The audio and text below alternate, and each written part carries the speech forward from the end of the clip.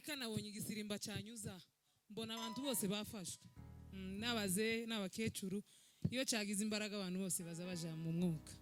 Imana ibaho umugisha rero. Semeni haleluya. Imana ishimwe ko yongeye kuduha amateraniro. Apostle yigeze kutubwira ikintu, aratubwira ngo ikintu gikomeye Yesu yaduhaye tuzoza twirata ukacambarira ukavya iwawe wabitekereje na amateraniro. Umuntu wese uzuza mu materaniro atabifatiye umwanya ngo abitekereze ufite ishida zikomeye. Iki ni ikintu cyo kuzoza turimbira kuko Yesu yadusigiye ikintu cyiza. Amateraniro azatuma tumererwa neza mu mitima. Ibintu nyine bene bifashifashi bikagenda bituvaho kubera ko twateranye. Imana ihabwa icubahiro rero ko yatumye guterana kwera. Yemwe munyikirize ngo haleluya. Tugiye kuririmba hanyuma bamwe muri twebwe baraza kugenda mbere. Hari umuntu watubwiye ngo azabona tudatuje cyane ngo kubera ngo iyo dusohotse kuri nta muntu w'umugabo cyangwa umugore wo kwamupfa kwita hanze mu materaniro. Nta mpamvu yabaye. Amateraniro ukuntu ari meza nta muntu wopfa kuyikuramo ngo apfe gusohoka gusa, hari impamvu.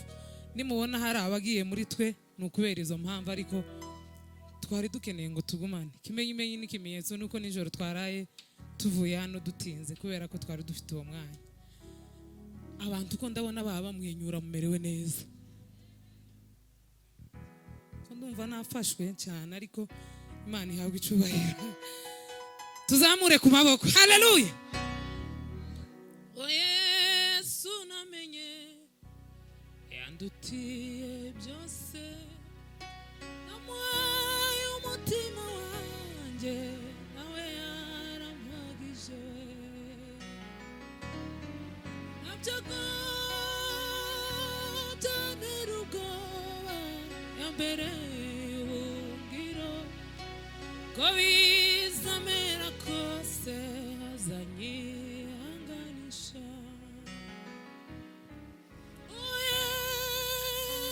Yesu namenye yandutiye byose, namuhaye umutima wanjye nawe yarampagije. Abayizi turirimbane. Nabyago byantera ubwoba mbere y'ubuhungiro, ko bizamera kose azanyihanganisha.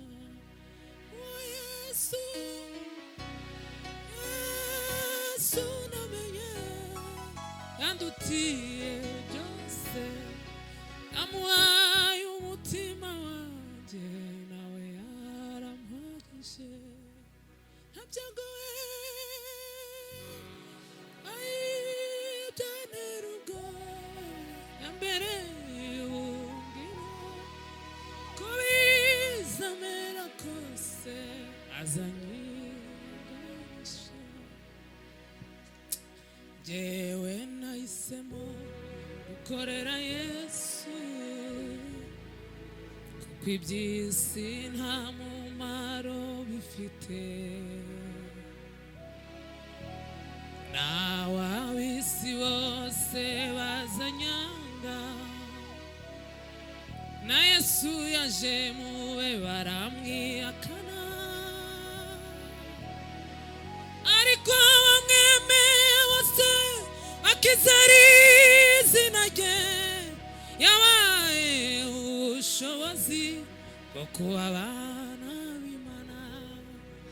Ariko bamwemeye bose akizera izina ryiwe, yabaye haleluya bwo kuba abana b'Imana.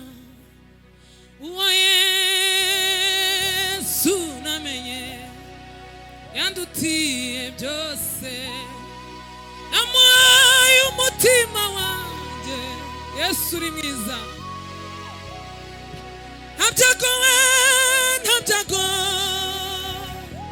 byantera ubwoba, uko bizamera kose azanyihanganisha. Haleluya. Tupepeye Bwana hejuru cyane.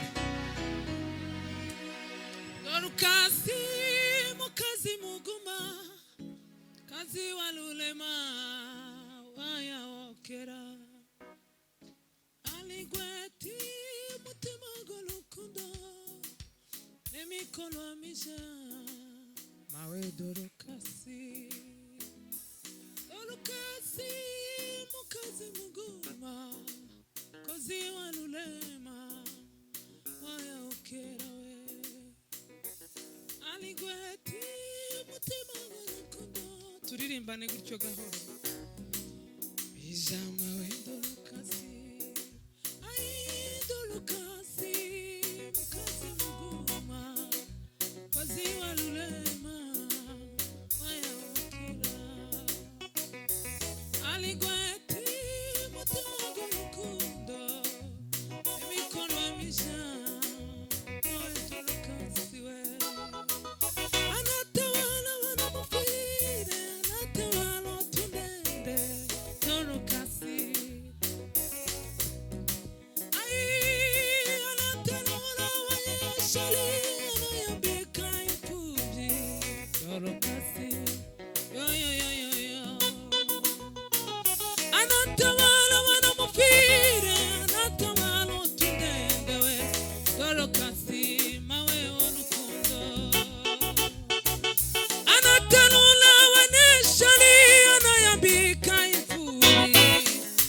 Dorokasi. Hallelujah.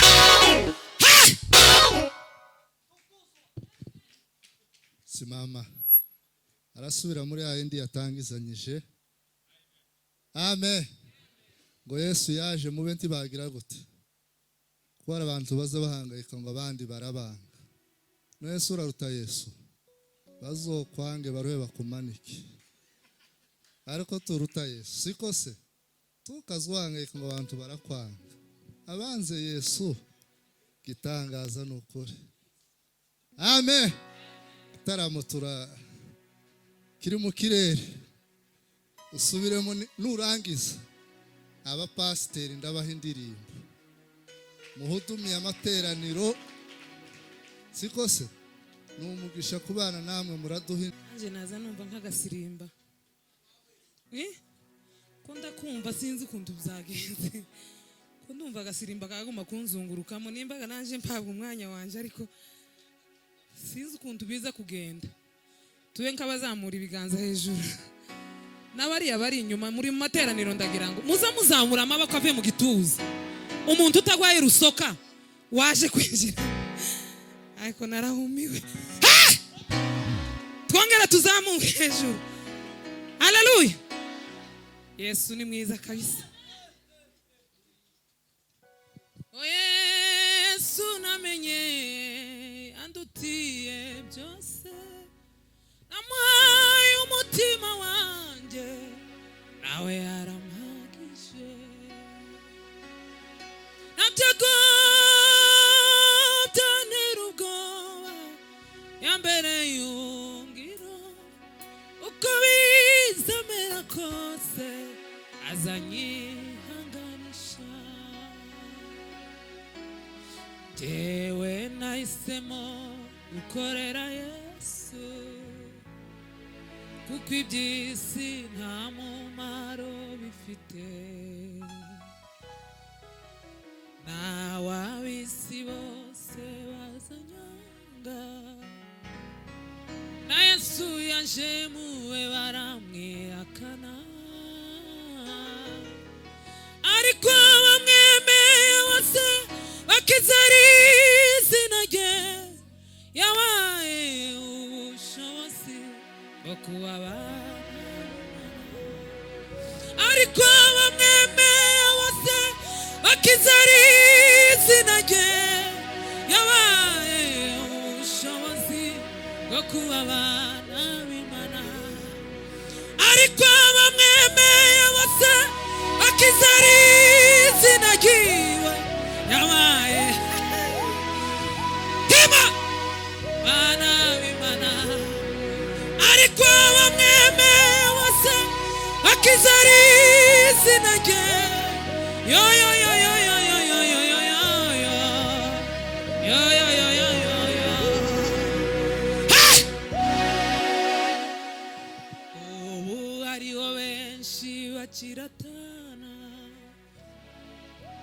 ubutunzi bwabo bwinshi ndetse n'amazu meza,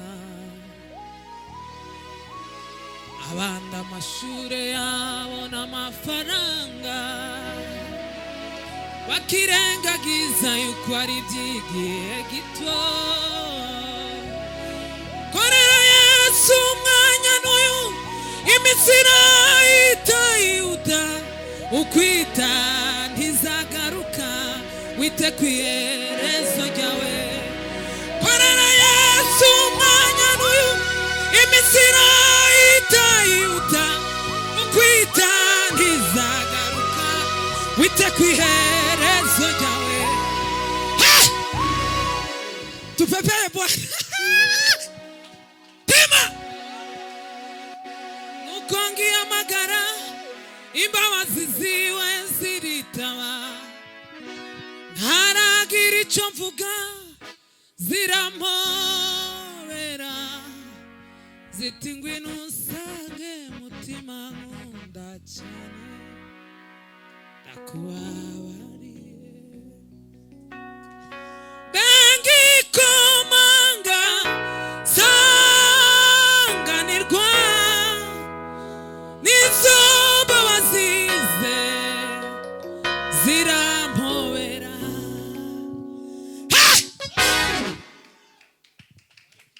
Beya wafashwe ngaho tiburamo abashumba batambuka, dore uko baba bandeba iminota nk'itatu baba batambuka.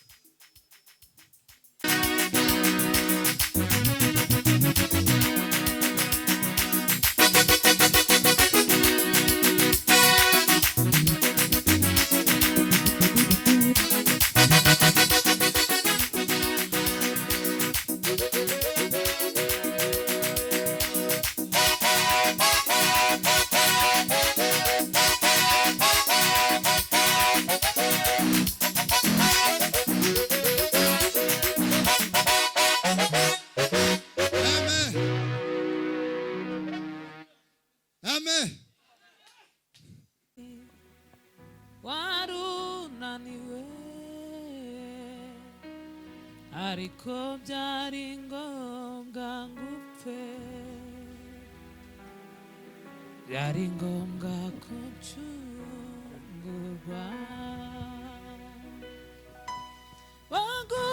Bagukubise bakuraga ibinyoma, baragushinyagurira kandi bakubeshera. Bagukubise bakora inkoni babaza, bakwambitse ubusa bakurega ibinyoma, baragushinyagurira Yesu we kandi bakubeshera. Niki cyatumye utikiza kandi ijambo ryawe rikiza we? Niki cyatumye utikiza kandi ijambo ryawe rikiza? Niki cyatumye utikiza kandi ijambo ryawe rikiza we? Niki cyatumye utikiza kandi ijambo ryawe rikiza? Mbese ko ari kuvuga rimwe, umuriro ukamanuka bagasha. Mbese ko ari kuvuga rimwe, umuriro ukamanuka bagasha. Iyongera kuvuga, ngaho zikamanukira rimwe we. Iyongera kuvuga, ngaho zikamanukira rimwe. Ibyo byose warabiretse kugira ngo ncungure. Ibyo byose warabiretse kugira ngo ncungure. Ibyo byose warabiretse kugira ngo ncungure we. Ibyo byose warabiretse ngira ngo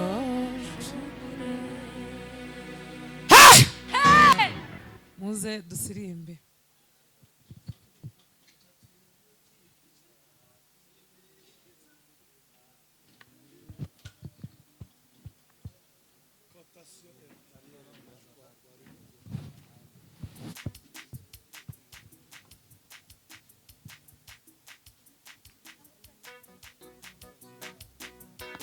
Kuna mji uko juu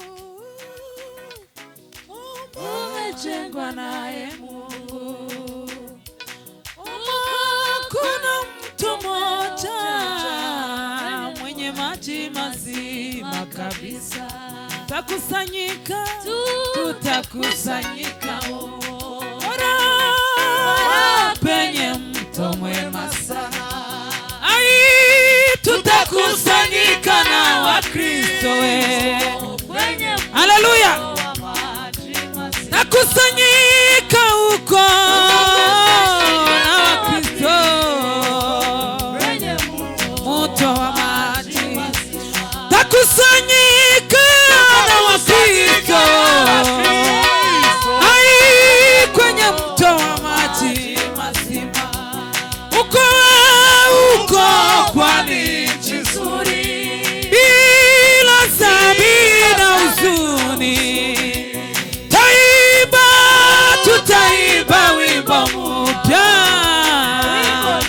jema kusifu Mwokozi. Taimba wimbo mpya wimbo ababishoboye muve hasi.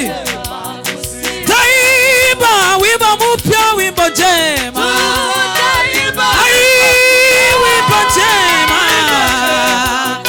sisi tutaimba wimbo mpya wimbo mpya.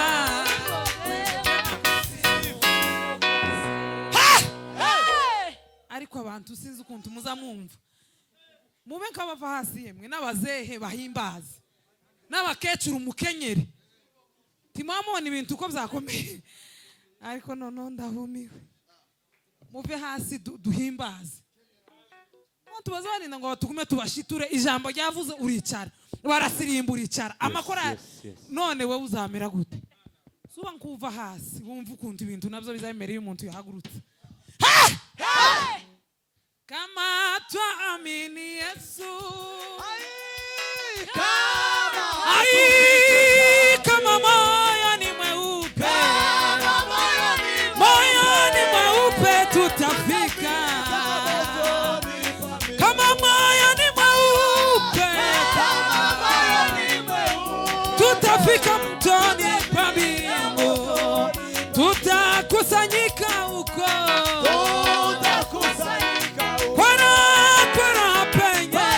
penye mto. Takusanyika na Wakristo kwenye mto wa maji. Takusanyika na Wakristo haleluya kwenye mto wa maji. Tukaribu ya kufika na kuona mto yule. Mungu atatupara na kutustarehesha ndani.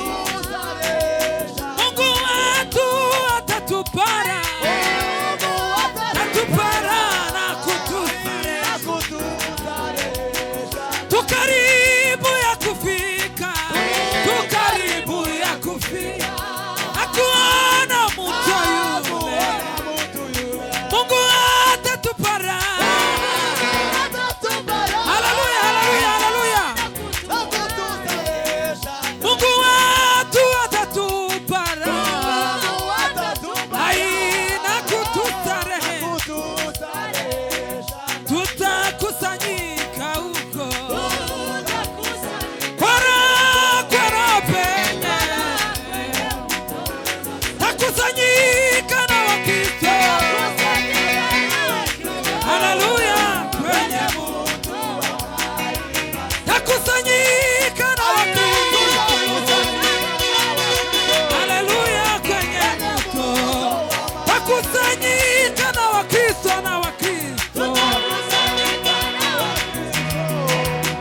Ege